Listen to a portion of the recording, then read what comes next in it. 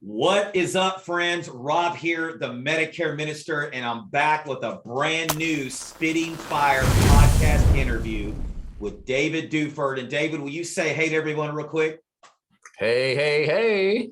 All right. I'm so glad that David is on the podcast today, and I know he's going to bring some serious fire for all of us today. But David, before we dive into that, I just want to remind everybody to please comment if this, you get value from this. Obviously, share it with someone who needs to hear this.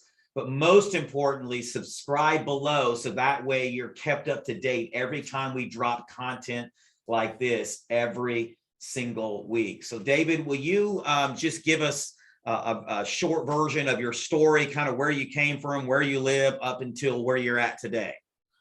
Yeah, I live in Chattanooga, Tennessee, born in Smyrna, Tennessee, outside of Nashville, moved here in the 80s, grew up here, went to high school here, went to college in Boston, hated it up there. If you've ever lived there for more than a year, you know the winter's terrible.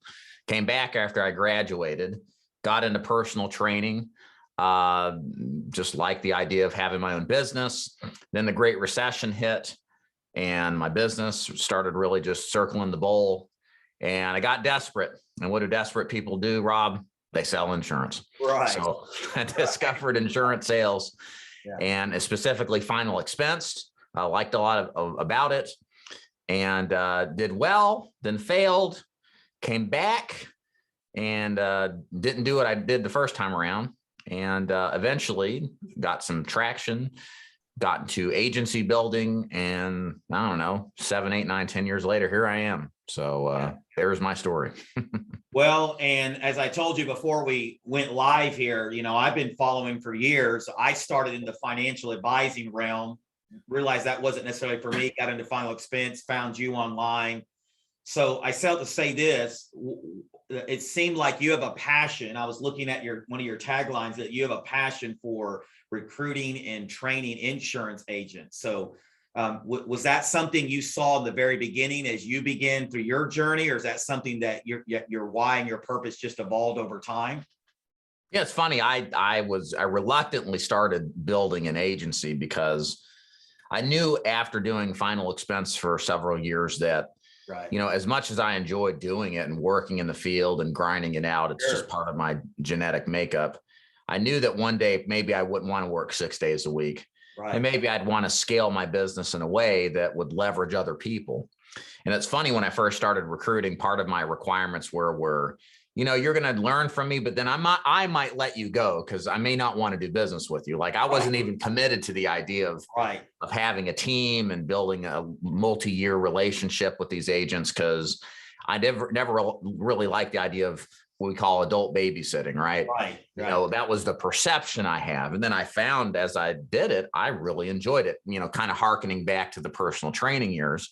I like training. I like coaching. I actually like it better than selling.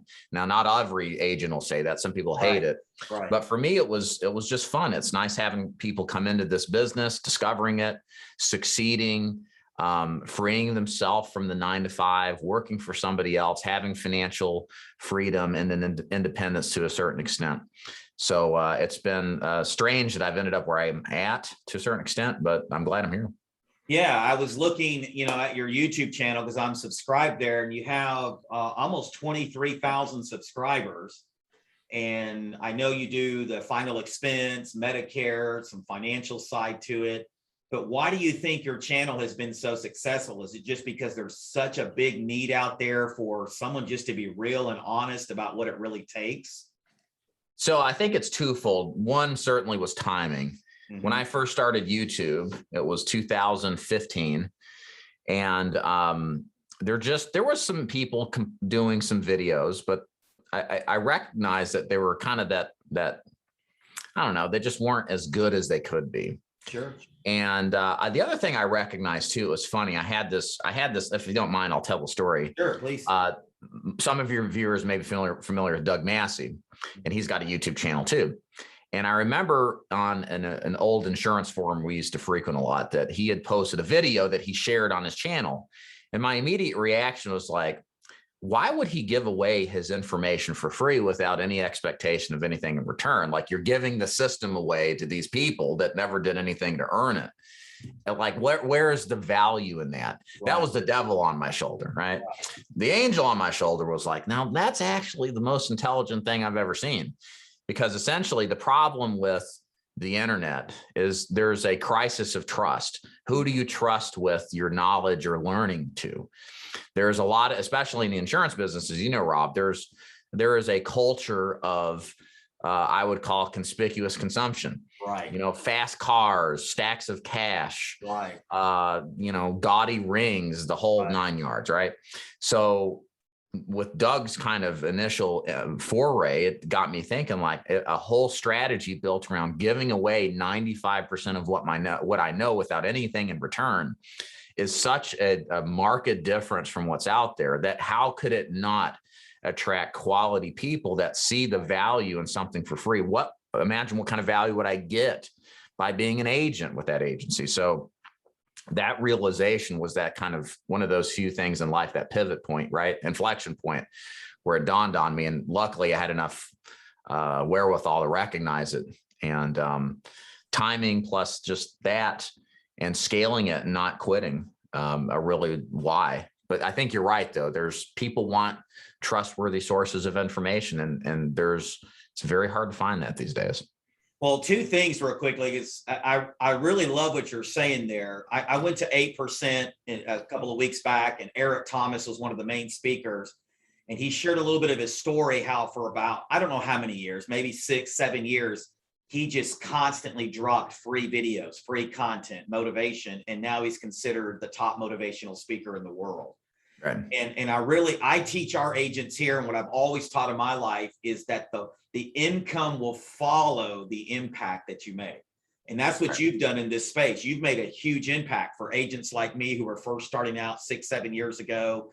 And we found you, and you were teaching us about buying leads and other things. And so kudos to you for taking what I call massive imperfect action. And so this is my second part here, is so many people are scared to get on video.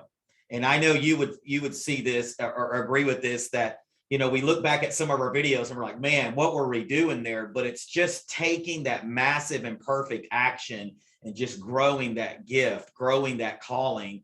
And it's interesting to see, you know, now we're almost 23,000 subscribers. I'm speaking of your channel later, but was it a little bit of a challenge for you to get going when you first decided, hey, I really think I'm going to do this? It's a good question. You know, it's interesting to unpack the psychology there, because Sure.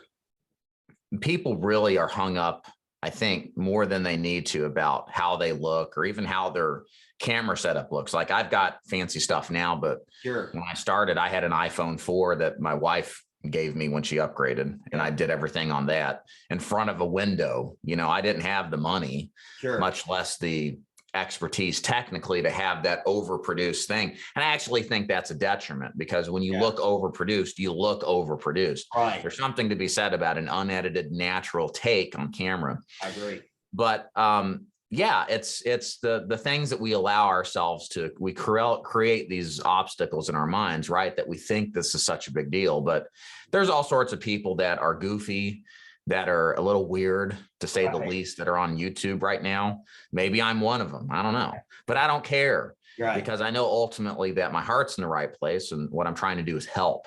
And if you can help your audience, if you can deliver what it is that they want, they don't care how you look, where you're from, what your accent is, or whatever. You know, it's the heart of a servant that matters, and people intuitively pick up on that. And if you bring that, then you will be noticed. People will know and like you and begin to trust you, and then you'll get all the benefits that are associated with that. So get over your hang up. It's not, nobody really cares that much, really, anyway. Right. And if you've got something to say that can help, you owe it to them to do it, I think, in a way. Sure. No, I think that's great advice. And so with that said, let me ask you this. What does success mean to you? You know, that's an interesting question. It's changed in life. I remember, and I don't want to sound like I don't know. I have reached economically where I've wanted to be my whole life. And it's interesting getting to that goal, because I remember thinking early in life, I want to hit this number. I want to strive for it. What's my life going to be like when I hit it? And now I've hit it. And I realized, and I don't know, I don't talk to other agents like at this level all that much. So I about this kind of thing. So I've kind of just pondered it myself. Like, I'm the same person I always was. I was like, I'm still, I don't buy overpriced stuff. Yeah. I buy the same kind of shirts. You know what I mean? I still shop at Old Navy. Like, I'm still the same guy I've always been. I just make a lot more money used to. So success has kind of changed, because it's not about making money anymore for me. It's weird, because a lot of people come into this business, it's about the money, right. But then you make the money and you realize, well, now what, So I'm kind of at that kind of part in my life where I think about it. So as far as what success means to me now, it's kind of changed from an economic number, even though it does matter. It's a number, it's associated with setting a goal. But I guess success for me is waking up every morning. It's helping people. It's making a difference. It's accomplishing my goals. It's moving in a direction upward, in a sense, I guess you can say, sure. But less so economically, because the things I've always wanted for me, I've accomplished. And, sure. I've been blessed with that. And, but it is a strange thing when that happens. I can tell you that. Yeah. And you already answered the part B to that, because I always ask people, how is that definition or that view of success changed? And I love what you said there. And I was talking to a new agent. We were coming back. One of our agents here was speaking at a church event, and we were all rode together to support him. And we're on our way back. And he was just talking about, right now, success to me just means making money. Right. And he kind of felt really bad about that. And I said, well, I think for all of us, or many of us, that's really the main goal, right? How many of us wanted to get to $100,000 when we first started? And then you get there. But it's interesting how you mature and how you grow as a person, that definition of success begins to mature and evolve. And it becomes less about me, myself, and I. Okay. And it becomes others focused, making an impact. And that sounds like you've went down that journey as well. Yeah, sure. Absolutely. Yeah. It's, I don't know, what's the difference between making $1 million a year and 2 million? I mean, like, at some point it's like, well, do I really want to work that hard? Does it really make that much of a difference personally? Like, sure. At some point it doesn't. Like, the difference between making 50,000 and 100,000 is substantial, I think. Sure. But there are higher levels where you start to ask yourself, like, do I really need to do or sacrifice, or does it really even matter that much? It's a strange, weird first world problem Yeah. to have and ponder about, that I'm happy to have. But it's just, it does change things for you. And, money's not everything at some point. Yeah. It is when it really needs to be, but then at some point you got to have something bigger than just a dollar sign. You can't take it with you, Rob. Yeah. So yeah. And it's interesting how that's a common thread by all these top leaders like yourself, that I'm interviewing for this channel. So let me ask you this, and share whatever at your own discretion, but how many agents do you have in your downline? Can you share any numbers? Sure. Like, total production, just like I said, whatever you feel comfortable sharing. So I've recruited more than 2,500 since starting in 2014, approximately. Okay. I have anywhere between 150 and 200 agents writing business every month. Yep. Yeah. So, I mean, as far as the extent of production, I think that's pretty good. Yeah. We have agents that do great. We have agents that don't, everything in between. It's a typical sales organization. The top 20% produce 80% of the volume. Sure. So, but yeah, then that's a mix of final expense. We're growing in our Medicare approach as well. A little bit of annuities. I'd like to see more there. That's kind of a goal I have over time. Sure. Yeah. I think that's a goal for all of us as we grow into that and branch out to that. So what is the next for you though? Like, you started 2014, 2015, you got this YouTube channel, you found out there's a greater calling than just you being in the field. You've grown this 2,500 agents. What is the next for David? What do you see as your next part of the phase for this journey called life in the business world? Is what I'm speaking of. Yeah, it's interesting. You're faced with, I could grow and really scale big if I really wanted to.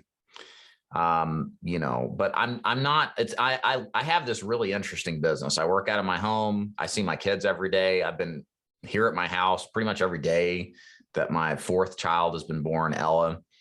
I get to do things that, people just never think are possible, and while making a great income. So from a business standpoint, it's like I talked about the whole income side of this thing. I'm not motivated as much to just, okay, I got to have this amount of income. I got to have this amount of goal. So for me, but on the flip side too, I've really been doing the same thing that I've been doing since I've started. Like what I do is I talk about the business, I help people, and then some of them do business with me, and then some of them succeed well. And then we duplicate that process daily, right? Like I haven't really done anything differently. So on the flip side, I'm very just happy to continue to do what I've always done, which is talk to agents, help them. Some of them are succeeding. What I'm finding now in my business, and I think this is kind of the next phase, if you will, is I'm having more of my top producers get motivated to build an agency like I have. So I'm in a position now where I have, 2, 3 really good sub agencies that are building a really good practice. Like in the next 3 to 5 years, they're going to be where I'm at. So I'm helping them. So I'm starting to duplicate me as an agency and other agents that I have, because I've learned all this stuff just by experience, and I can help them and duplicate what they're doing. So I guess I think that's probably the natural path for anybody that's been doing this for a decade. Eventually you have people that rise to the top that want what you have, and you just help duplicate that process. So, but it's the fundamentals, Rob. It's just the same stuff. It's see the, ABR, always be recruiting, it's just more of it, and then scaled into other people. Yeah. And, I don't plan on doing much else differently. Really, it just works so well, and I'm happy, and why not? Well, I love what you said, because one key word there is you talked about consistency, being consistent. And a lot of times we live in a world that just gets bored really easy, and they want to find that shortcut, if you will, and they want to, cut corners. But do you mind just taking a few moments here and really discussing and diving in real quickly to how important it is to be consistent, not only in our industry, but just in any entrepreneur journey? Yeah. So I love talking about this topic because it's so true. So, and it's not just true for business, it's true for sports or any performance activities. And where this really honed in for me is once I got out of the field and felt financially comfortable enough, I started doing other things besides work. Right. And so I started jujitsu back about 3.5 years ago. And I go to an old school, Gracie Jiu-Jitsu school, and my instructor talks a lot about fundamentals. Like if anybody knows anything about jiu-jitsu, there's kind of a sports jiu-jitsu side of jiu-jitsu, and then there's a fundamental self-defense side. And my instructor talks a lot about the fundamentals, like the basics, and really honing in on the basic stuff, none of the fancy stuff, but the basics and repetitions every single time you come in, focusing on the fundamentals. And as I've gone to jiu-jitsu, I'm naturally a salesperson by thinking. So I compare a lot of what's said there with what we do. Yeah. And it's funny because the same kind of rules apply. You've got to be at the top tier levels, masters of the fundamentals. Okay. So what are the fundamentals of your business? If you're selling insurance, it's seeing the people, it's getting in front of prospects, it's executing on the basics. What the world we're in is designed to do is to distract us from the fundamentals. It's like, hey, look at this over here. Look at this new lead. You got to buy this new lead. It's the greatest thing ever. And you run it, and you've now wasted a lot of time in many cases. And you go back to the fundamentals. I can't tell you how many times as an agent I've gotten back to the fundamentals and like final expense of running direct mail, face-to-face appointments, and scaling that to the extent possible that I can. So, and that's a problem. I've known agents, Rob, that have 20 years of experience, but no more than 1 year of wisdom, because they switch around between products, they switch around between IMOs, and they never go through the tough times. Like they never, when things get tough, they start getting frustrated, and there's this character. I don't say it's a flaw. It's just a character disposition they have to, instead of battling, to deflect and find something else that seemingly now looks easier because it's not ranked with frustrations. But the truth is, all businesses have frustrations, and the only way you get through it is to grow through it. And I think the outcome of that is that you have years of wisdom, and your capability to perform at higher levels is that much more. And again, I think it's a huge distraction. We've got Facebook constantly giving us notifications, all the other social media out there, people telling us about other things and constantly taking us away from laser focus fundamentals. So consistency is everything. It's going out there, and we know what it is. Everybody who's been on the beginning and now is experienced knows that all this business is at the end of the day, it's about seeing people. It's about prospecting and having a system to get in front of them, and having a sales system to persuade strangers to buy, and executing on that every day. It's that simple. There's no magic. There's no silver bullet. If anything, the silver bullet is doing that for years. So whatever you guys are doing, it's true for building an agency. It's about talking to agents, training them, and supporting them, and doing that over and over and over and again, and you will have people rise up and duplicate that process. So it's not any more complicated than that. It doesn't have to be. Yeah, I love what you talked about. This world is designed to distract us from the fundamentals. So real quickly, while we're here on this topic, what has been one key strategy that you've implemented in your life that maybe would help someone watching this today to help not be distracted as much? I mean, I know we're all going to go through seasons in our lives where Netflix, Hulu, Amazon, Facebook, Instagram, TikTok now, but what is one key strategy that maybe someone could implement today that's helped you? Once you know the shot, the process, shut down YouTube and Facebook. That's what I did. I've been off of Facebook for years. And I'm probably projecting my insecurities to an extent. Sure. Facebook for me, I can't speak for anybody else, but I'm sure other people feel the same way. Facebook for me, it's like constantly seeing all this other stuff going on. You see other people out there who, you don't know who they are, but they make these claims, and it frustrates you because you want to perform well, and it gets into your mind, and it's like a seeping poison. Sure. When really you don't know what they're doing. You really don't know what's going on in their life. This is just a projection, and the best thing you can do for me is to completely just remove yourself from it. So I got off of Facebook for until recently for 2 years, and not having that distraction in my mind was huge. And it caused, I think, not to say this is direct reason why, but I've had the best 2 years of my career during 2020 and 2019. So again, remove yourself, and that's hard to do because that's where the social scene, unfortunately, is for the most part these days. But you got to withdraw yourself to focus on the things that matter. And like any of these, motivational types say, I mean, there is a price to pay for success. We all have that kind of thing that we got to worry about. So, I mean, for me, that was helpful for sure. Sure. I mean, beyond that, it's just focus is the other thing. You really have to figure out what it is that you want and say yes to that. But the double-edged sword with focus is when you say yes to one thing, you say no to everything else. Yes. And that means, if you say yes to Medicare and you understand it's going to take a lot of time to learn it, you might have to say no to annuities. Sure. You might have to walk past business. But a lot of the times that stuff's a distraction. Our focus is a fragile thing, especially when we're new, guys. Now, if you're experienced, a little different. Yeah.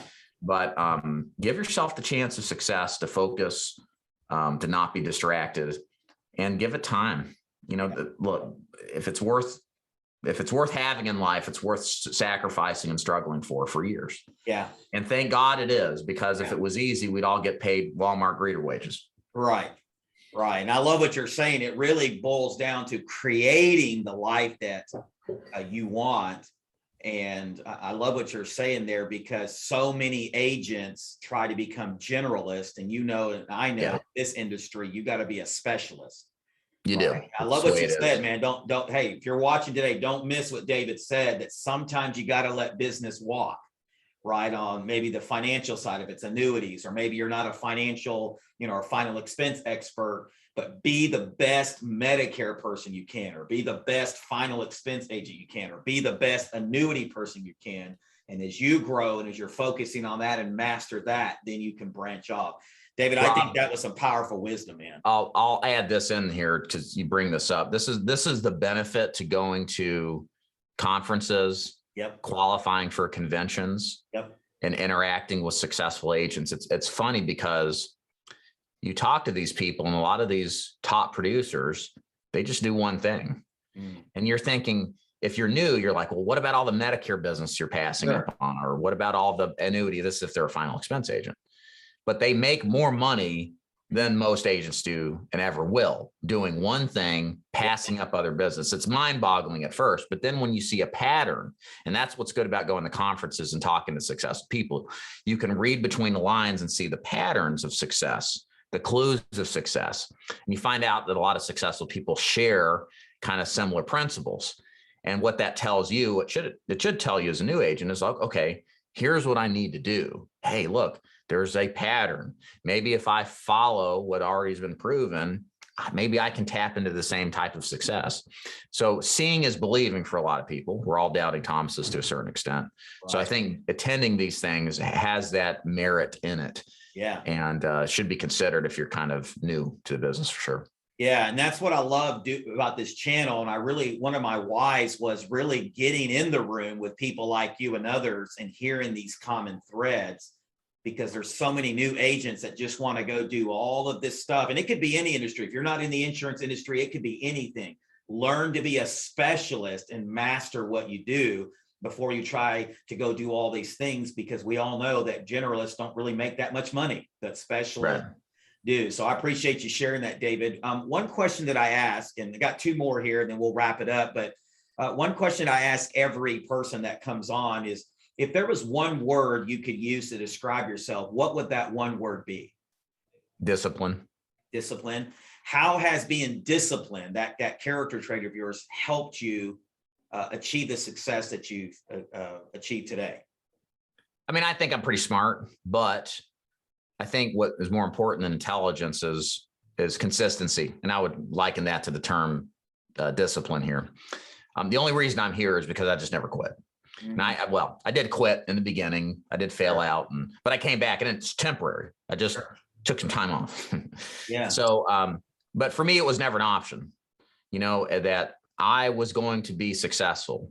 It was in my mind, this belief that it's not even just belief. I was destined for it. That was the story in my mind. I had the privilege of having family that were successful, and it was almost like a multi-generational, hey, your grandfather ran a successful business. Your father ran a successful business. You're destined to do the same. And failure was like just, short-term interruptions to this path, this progress of wherever I'm going. Right. So for me, I had that, and not everybody does. And I'm quite aware of that. Sure. But I think if you have this feeling internally that this is what you really should be, it's almost like manifest destiny. It's you will become what it is that you think and that you are. And that's been one of the defining things about me. I never gave up. I had family tell me give up. I had my wife didn't believe in me when I first started. Yeah. And I interviewed my wife, and we had a conversation about this, and that's okay. But that's what leadership is about, is you believe in something that you may stand alone on the thing while everybody doubts you, and you pay the price and keep going anyway. So I think it's just a discipline to follow through on the things that I want to accomplish. And I've done that consistently, like you suggested, is why I'm even here still. Well, and I love what you're saying, David, because one of the things that I teach our agents here is that you got to create those habits and those rituals that are going to reaffirm that purpose and why in your life when motivation and inspiration fails. Because, let's just be real. I'm a very positive guy. I love motivation. I love inspiration. I do that all the time. But without the habits and rituals in place, you're never going to get to that next level, because we all know this, and this even in your journey, that you wake up some days and your emotions play tricks on you, man. You don't want to get out of bed. You don't want to go to the gym. You don't want to go see the prospects, right? That's always why I've always had an issue with the rah stuff. Sure. Yeah. Because enthusiasm, it's funny. I was listening to a podcast, a Catholic homily on enthusiasm is not a virtue. Yeah. It's a feeling that you get a high from, Sure. that we know that will go away. And then if you depend on that feeling to progress through to the next level, you have a crutch. You have to feel a certain way to perform. Well, if you want to have anything in life, like your feelings will fluctuate. I'm pretty consistent, but I'm emotional just like everybody else. Sure. There are days I don't want to do nothing, but you have to do it anyway. That's the same for working out, same principles. You have to have a motivation that's independent of how you feel, that you show up and you go to work. It is a habit that you have to get yourself into. And that's the thing that's great. That's what I believe too, is like all of this stuff is learnable. Brian Tracy said this all the time. This stuff is learnable. Sure. You learn how to be consistent. You can learn how to be disciplined. It is a process of programming yourself. You will by happenstance, not happenstance, by habit. If you get up, you go to work, and you do that a number of times, your brain starts to develop neural pathways to go expect to perform that stuff. And that's good. That's actually really, that's a good thing, because we're not destined to be failures if we want to change ourselves. And we have the power to make those changes. And if you're listening to this and you feel that you want to be successful, you have the ability to change these things so that you can be more successful. Sure. So one thing I'll add in here too, since we're on the topic here, this made a big difference in my life. So this is my little black book of goals and ideas and thoughts. I've been writing my stuff down in books like this. If you go on Amazon, it's called Lemome, Lemome. It's just basically a book. It's a fancy book with a bunch of stuff, but you can see like I keep a bunch of goals in here. My girls like to write pictures occasionally too. So, right. But I've got like 2 or 3 of these, and I write my goals down. And, if I'm feeling down, I'll go restate my goals in the book. I write them down every once in a while to remind myself what it is that I'm doing and what I'm trying to accomplish. I keep all my ideas and strategies and little, schemes down in this book, and I revisit them. I like to go back maybe once a year to the old book, see what I'm doing here. But this helps me keep my mind within the goals that I set. Sure. And ever since, I never did this really until 2017, maybe 2018. And it helped me stay way more focused than at any time in my life. So, and it's the power of just taking the things in your head and putting them on paper is substantial. I recommend anybody to do that. No, and it's interesting you say that, and I wholeheartedly agree, man. I started doing that this year.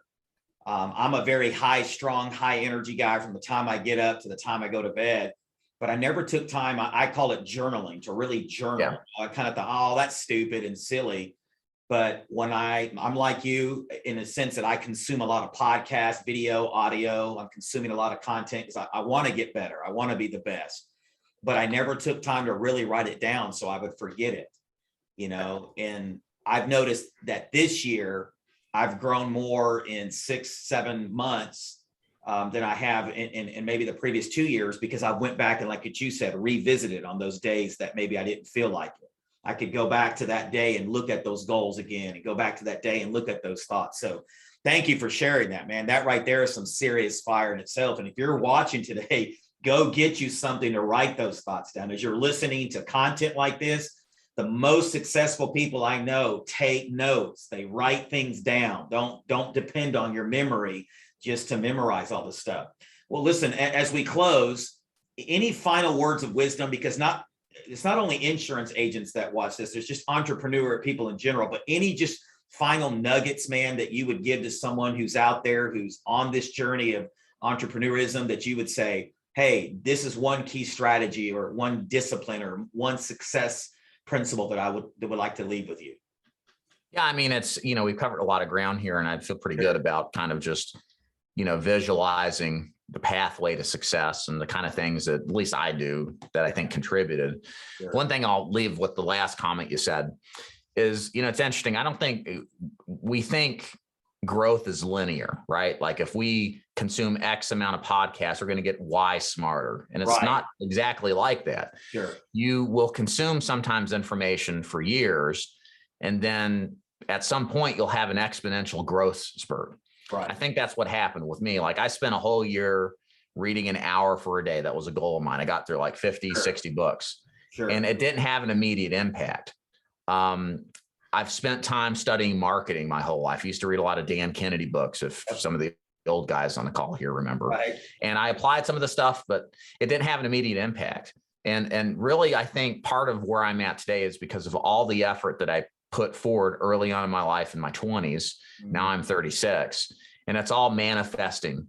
And it didn't happen instantly. There was struggle in my business and the first failure for the first 5 years. I never really made a lot of money in my personal training business. I wasn't, dying on the vine, but it wasn't as lucrative as this business is, but it all meant something. It all contributed towards something.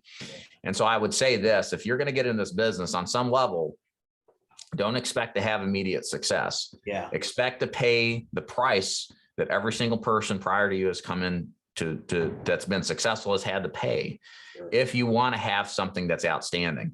It took me 10 years to get to where I'm at now. Wow. And really, it took me 15 if I go back to 21 when I started my personal training business. So don't expect immediate results.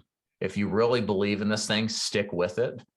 Always be there. And guys, it just, there's so many people in life that you see that are successful, and they'll say, yeah, I'm a overnight success after 15 years in the business. You know what I mean? But you wouldn't know all the pain they put into it because they don't go talk about the stuff that they're not victims, Sure. No, I love that. You got to pay that success tax, man. You have to pay it. You can't get away from it. Well, as we wrap up today, David, where can we find you? Obviously, we've talked about YouTube, but what other platforms can we find you on? Yeah, davidduford.com. That's my website. Check out my resources there. If you want to learn more about my agency or just all thing insurance, of course, go to YouTube, put my name in, David Duford, into YouTube, go down the black hole of videos there as well. And that's pretty much where you find me these days. Yeah. Well, I appreciate you being on, man. Thank you so much. And guys, we close today. Listen, you deserve to win. I really believe that. But you have to see it for yourself. This is why we're doing what we're doing. Is I pray that whatever David has said, maybe something today will be that paradigm shift in your mind today that will say, you know what? I'm not going to quit on myself. I'm not going to stop. I'm going to keep going. I'm going to formulate those habits and those rituals in my life that successful people are telling me to formulate. And most of all, I just pray that it puts fresh wind in your sails today, that pushes you to just go on one more day. Don't quit, because I truly believe, once again, that you deserve to win. As always, once again, please like, comment, subscribe. We would love to hear from you. Make it an awesome day. God bless you guys, and we will see you soon.